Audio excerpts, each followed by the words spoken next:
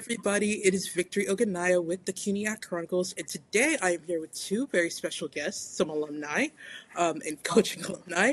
I'm here with Coach Chris and Cooper from Manhattan's University men's volleyball, but they are also formerly from Hunter College men's volleyball. Can you guys just please give me your names, the school that you played for and coached for, Cooper, your position in volleyball, and how many years that you've been playing as well as coaching in men's volleyball in general? Awesome. I guess I'll start. Thank you so much for having us. My name is Cooper Moran. I'm currently a graduate student at Columbia's Mailman School of Public Health, but very excited to be here as a coach, assistant coach at the Manhattan University first year men's volleyball program here. I formerly was a player at Hunter College under Chris himself. I was super happy, proud to be part of that program for 3 years. And during that time, I was the setter and had a role of the captain, and also had an opportunity to volunteer as a coach for 1 year last year after graduating in 2024. But thank you so much for having us. Super excited to talk more about volleyball with you. Yeah, likewise. So my name's Chris Schortgen. I'm current head coach here at Manhattan University. Was with Cooper at Hunter College as the men's volleyball head coach for 3 years post-COVID. And yeah, had a great experience there, building and rebuilding post-COVID. And for myself, I probably began coaching like 2013, and I played at Mount Olive, where I was also part of the first year program as a player. So now, first year as coaches here at Manhattan. It's been a very exciting ride to just kind of see where the game's grown from, and here in the city, what we can kind of make it and show that New York City loves volleyball. So appreciate you bringing us on to share more about why we all love volleyball. Of course, no problem, guys. And thank you again for sharing your stories. Bit of a long history with volleyball with you two. And Cooper, this next question is for you. You have a bit of a unique story when it comes to playing for Hunter because you attended Hunter as a Macaulay Honors College student. And for those at home that may not know about the program, can you just give a little brief explanation about what it is, how you applied and attended Hunter as a Macaulay student, and how you were recruited to play for Hunter men's volleyball? Yeah, absolutely. Definitely a big shout out to the Macaulay Honors Program. It's not widely known outside of the city, but it is a smaller honors program within 8 CUNY campuses. So that's different schools across the city. I happen to be a part of the honors college at Hunter College. So that's one of the 8 campuses, but we're all kind of linked in certain ways. We can take classes together. We have different advisors, some additional resources to some of the larger population student bases. And that's really the main separator. A little bit of a smaller community of like-minded individuals within the larger community of the large Hunter College system. And I think it's very similar to the team environment on a volleyball team when you're part of a large athletics base and community. But it was definitely a major part of why I wanted to go to Hunter. Great academic opportunities and resources paired alongside with a really strong athletic environment. So for anyone that's interested in continuing their education within the city, definitely check it out. I would highly recommend it, and it's definitely helped me in my career paths and given me a lot of additional support. That was greatly appreciated. And if you could go into a little bit about like how you got recruited to play for men's volleyball at Hunter. Sorry about that. So I started the recruiting process when I got into 11th grade, which is pretty common for most athletes in our sport. I originally reached out to the coach with an interest because I was interested in the Macaulay Honors Program and saw that I thought it would be a pretty good fit for me to be on the Hunter team. The recruiting process started pretty quickly from there. Of the coach reached out and sent film and eventually went on an official visit. Definitely a little bit of a different situation compared to some of the other schools because the coaching does change kind of frequently at Hunter, just the nature of the position. So I actually ended up being recruited by a different coach than Chris, but was super excited to come in and work with the new coaching staff. Awesome. And obviously we see how well that turned out. Chris, this question is for you. Can you just tell us a little bit about your history in men's volleyball and how you ended up becoming men's volleyball's head coach? Because again, like Cooper said, the position changes a lot of hands. It's just the nature of the position. But how did you end up there? Yeah, so I started out coaching girls volleyball in 2013. I think we know girls volleyball and women's volleyball is such a much bigger market than the men's market. So yeah, that was kind of my first intro to it. Loved it. Honestly, it was a coaching club. I graduated from VCU where I was helping to coach their women's team too. So definitely my origin stories, I would say, is working with women's and girls programs. Once I got to New York City, there was a good amount of men's programs, shocking to me, as far as the D3 landscape, which has been growing. So yeah, I got my foot on the door, being part of some men's and boys programs in New York City. And then Hunter was the first head coaching position for men's collegiate program 2021-22 season, right? Yep. And I thought that was cool. That was just a great project for me. COVID obviously hit the educational institutions pretty hard, and athletics even harder, let's say. So it was a cool task for me to. I always say this, like, there's recruiting, there's coaching, there's being a mentor, whatever. But like, if you think you're a good coach, then you better get to coaching. Is kind of how I viewed the opportunity there, right? Like, it didn't matter what talent pieces were there or weren't there. My job was there to be the coach. So I thought it was just an amazing opportunity just to see what I could do with that program. And I thought we had a lot of good experiences there, at least from my perspective, a lot of good growth, and helped me grow as a coach. And I think I don't know. I think like lots of all the experiences were just what I needed personally to kind of grow and be a better coach.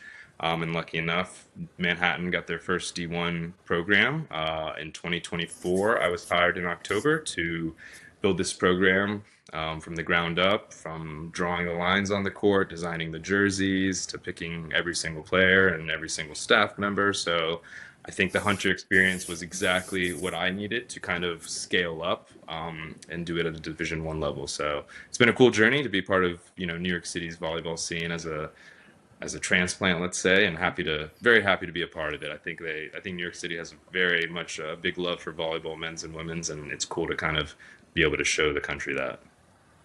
I mean, you can even see at the Division III level in the CUNYAC itself, you have so many amazing volleyball players at both the men's and women's level. But I mean, you just see like your influence now with both, current Hunter team and with Manhattan as well. If you've seen their Instagram account, you guys are posting like lots of videos showing off the team members, your jerseys, really getting involved with the community there, and it's great to see men's volleyball continue to grow. You guys are the second D1 program, I believe, right behind LIU, and it's amazing to see you guys be part of this revolutionary growth. All right, and back to you, Cooper. Playing at Hunter was a bit of a family affair because you played with your brother, Hunter, during the 2023 season. Can you just expand a bit on your relationship with him and what it was like playing for the school together? Yeah, absolutely. So I'm super lucky to have shared the court with my brother for a few years. He's 1 year older than me, so we kind of got the bug when we were super young of playing a bunch of sports together and making it very easy for our mom to take us to one game instead of two different spaces. In high school, we found a lot of success together on the court, and having that brotherly chemistry was huge in volleyball. Having good chemistry and trusting each other and knowing where you're going to be really made us good complements on the court. And we got lucky enough, and it was definitely an influential reason of why I decided to go to Hunter College. Was my older brother was also a volleyball player there, and we shared 1 year on the court together, and it was awesome. Super, super, definitely a lot of fun, and I'm very fortunate to have been able to spend that time over so many years, getting to develop with him and seeing him grow as a volleyball player and as a leader, and as someone that I look up to in handling emotions and being super smart and having a very high IQ at the game, and just making sure that everyone's taken care of. And he's one of the chillest dudes and most positive guys on the court. So he's a blast to be around. But I'm definitely very lucky, and I look at other teams and see similar situations. Baruch has a pair of twins, and I always make sure to show them some love of like, that's so awesome. They get to keep playing together, and we've seen a few of the brotherly connections across our level here, and it's like, that's awesome. Like, cherish those moments, and awesome for the parents to be able to go to one space and be able to cheer on their entire family. True that. I mean, there's just nothing like that familial connection, especially on the court as well, too. Must have been a wonderful experience for you both. All right, and back to you, Coach Chris. Just stepping back a bit from sports to talk about your other ventures. You run a nonprofit, 100 for All, which on your website is quoted as dedicating to addressing the global water crisis through raising social consciousness about the water crisis. How did you come up with the idea for 100 for All, and how do you think your experience coaching has helped you run the nonprofit? I did not have this on the list of questions coming in today. I love that though.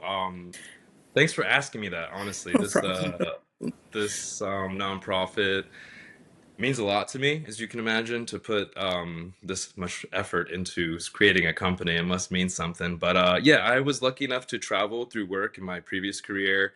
And through that, I've seen, I feel like, a broader spectrum of lifestyles from, let's say, how the top 1% is living to the bottom 1%. And I'd say the stark contrast in how those two demographics are living hit me pretty hard, I'll say. I viewed some pretty rough environments in Cambodia through my travels, and I was kind of inspired to try to find a way to bridge those two communities that have no understanding of how the other is living. So I created a fundraising product. It was a luxury water, a gold bottle of water for $100. Before COVID, we were selling at the nightlife clubs in New York City, like Playboy Club and other nightlife venues. And each bottle provided a clean water filtration system in homes and schools. And we were lucky enough during our run to impact 2 million people with clean water solutions in homes and schools in Nicaragua, Nepal, Indonesia after the earthquakes, the Yucatan.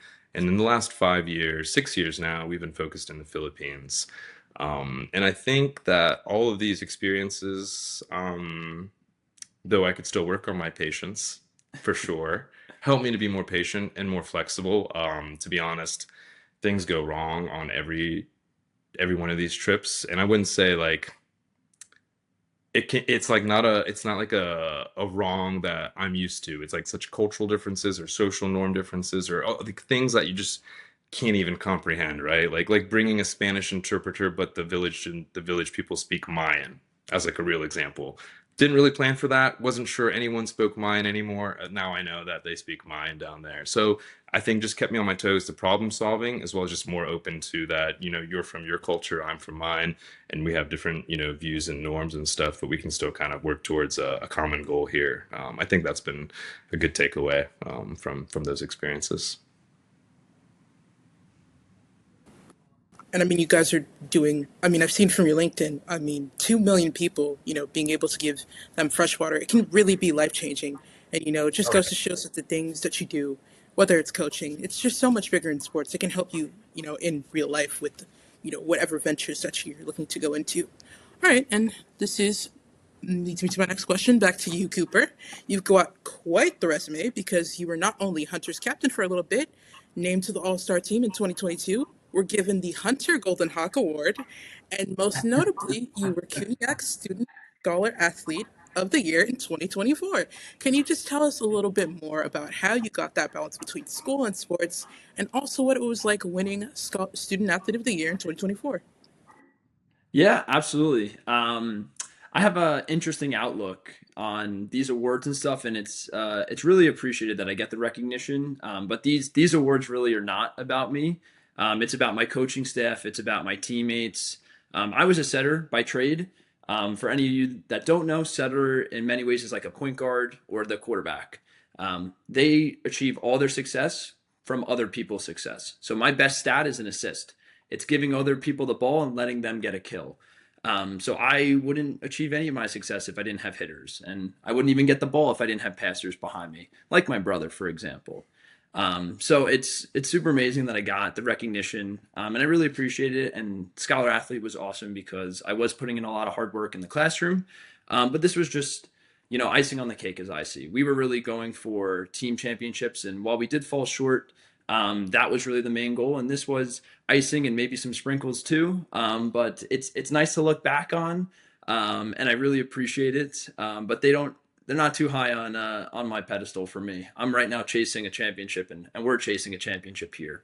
But in that same thought, I do think for many others of having realistic goals in both the classroom and on the court is a great thing to strive for. And trying to achieve milestones such as jumping high or impacting your team in a certain way or getting certain stats will and is a great way to look forward as an athlete and as a player. Just as for the same as wanting to achieve an A or an A plus in a class or walk out of it having a strong understanding of a certain subject. So I think that's kind of how I looked at it. And I entered my college career saying, hey, I have certain goals of trying to be a leader on the team and being someone that was consistent and reliable. And I just happened to be recognized in those sort of ways. So I appreciate all that recognition. But for others looking at it, don't hold your heads high on awards. Try and do team stuff. You don't look back on the memories of awards on the shelves. You think about the memories with your teammates and the moments that you shared. So I definitely reflect on those, and I appreciate those times a lot more than the hardware that I have sitting in my drawer right now. Keeping it humble. All right, leads me to my next question. You two are, of course, now both at Manhattan University as part of the coaching squad for their men's volleyball team. And this is again the first season, very first season, for the Jaspers men's volleyball program. And they're one out of two D1 programs in New York City to have a men's volleyball program, the other being LIU. Can you guys just explain more about what it's like being part of something as historic as this and what this might mean for the volleyball scene in New York City? Yeah, sure. Well, just thinking about the volleyball scene in New York City, it's pretty amazing all the different people that have come together across all different sports. I mean, we got St. John's being a face for us in the city for basketball. We have obviously professional sports here with every single team having multiple sports. Yet volleyball is so underrepresented at the men's level. We only had a few strong D3 programs and the recent emerger of ourselves and LIU. It's time to get volleyball on the map. And there's so many people from all over the world that come here to play. And it's not always in gyms. It's in Central Park at the beach courts. It's on the piers at the beach courts. And it's in a grass setup in Queens. It's all over the place. So our goal coming into this was promoting volleyball. And we're super fortunate to have a bunch of really dedicated athletes from all over the country with only one or two true New Yorkers representing. We have people from Cali and from across the world in Europe, and they all come here for the same purpose of trying to grow the game. And I appreciate you touching on our Instagram before. That has been a really strong focal point of ours of trying to grow because that's the easiest way to get more people involved and for more people to see us. I mean, we would love there to be 10,000 people at our gym every week, but it's not that easy. But we can get 10,000 views on social media pretty easily. And that's been a really strong point. And our social media head, Bodison, has been doing an amazing job with that. But overall, I'll pass it on to Chris about some of the focuses for us within New York City specifically of trying to bridge that gap from everybody and all volleyball players to the program. I think first impressions are everything. So we're doing our best to put out a good first impression and let everyone know how dedicated, passionate, and serious we are about making this the best program we can. So I think the team and the administrators, the support staff here at Manhattan University have done a great job of supporting those efforts, honestly, and making sure that we can have a great first impression here, and also hopefully we're a reference point for the boys volleyball community, high school, middle school, etc., to just have a chance to see Division I volleyball. I mean, I'm from Virginia Beach. There are 0 teams. The closest team would be George Mason, near DC area, so like 4 or 5 hours away. So never saw a college game until I was in college, which is probably not the same situation maybe for bigger sports, basketball, baseball, football, right? So I think just having that access to see this reference point, we're just a couple years older than the high school kids, right? Hopefully can kind of inspire the local kids to say like, hey, I can do this. Like that's what I need to do to get on the court and get into a program, but this is possible, and it's no longer someone just from a TV screen far away, right? I mean, and it's like you said, Cooper, 10,000 people in a stadium is a little hard, but 10,000 views is a lot easier. And you've all got to start from somewhere, you know? This year it might be 100 people. Next year it might be 1,000. The year after that, you might get 10,000. So, I mean, it's all about finding these roots and finding where to start. And further to your point about, boys volleyball, I think here in the New York City area, you can really see it starting to grow, whether it's at the grassroots level, the academy level, and even now at the college level, we've got some really strong D3 programs. And of course, with you guys being the newest D1 program, I do think we'll start to see a lot more D1 programs sprout in the New York City area. Okay, now, actually going back to the D3 level, my next question, what was the best part, in your opinion, about men's volleyball at the D3 level?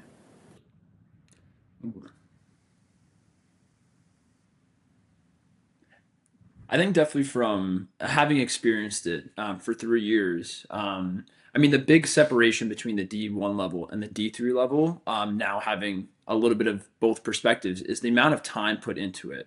Right at the D1 level, there is more that needs to go into it in terms of mandatory lifts multiple times a week, and scouts, and travel time, and flying, and pregame meals, and playing the game and practices, and it's so involved. It's kind of hard to have an internship on the side and try to study abroad or do other things academically. It's still an amazing opportunity for student athletes to be at the D1 level, but it's a much larger commitment, one that I wasn't really looking to do as an athlete myself. And I think at the D3 level, having that mix of high level athletics with the ample amount of time in the off season to pursue internships or part-time jobs or other opportunities academically is really nice for a lot of students. I was super excited to take advantage of those opportunities within New York City, getting to work and do research at certain institutions or working for the government in public health. And then I could go back into my season in the spring and go full force and not have to worry that I wasn't being there for my team because I was able to have those experiences in the fall or during the summer.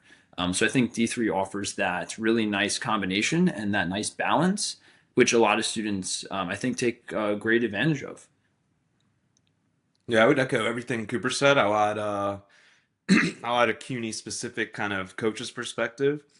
I think it's so cool what CUNY has going on. Sorry, as far as that you can have a Subway series.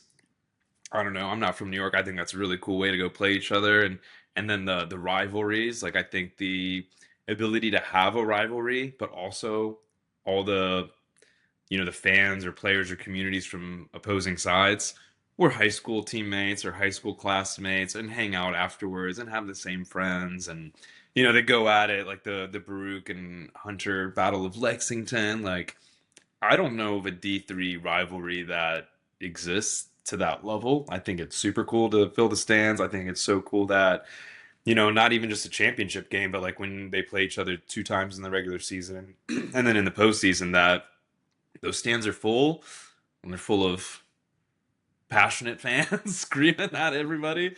I think that's just so cool from a coaching perspective that Cooper and the guys had that environment that whether they're cheering for you or against you. I think that's part of what makes college sports so cool. So I think that the CUNY system having that is just cool for them. I mean, we interviewed Cyrus Day Guzman a few weeks ago about his experiences playing for Hunter men's volleyball, and he said the same thing about, having that balance, but also the rivalries.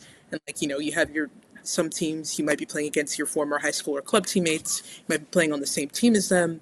And, of course, the rivalries, the Battle of Lex is, I think, again, the best rivalry in D3. And Cyrus said it as well. I think I so, think you guys yeah. would echo it, too. It's one of, if not the best rivalry in D3. All Yeah. right, and I believe that comes to the end of our interview. Thank you guys. Do you guys have any final words for the audience? Maybe former teammates, friends, students, anyone you've coached? You go first. Yeah, I mean, thank you again for having us. And to any of the listeners, I mean, any type of support for any college athletics, whether it be men's, women's, your favorite sport, a sport you've never seen in person, go and do it. Go and support other athletes. Go to that swimming meet that you never thought you'd show up at. Go to the track meet that you've never seen before.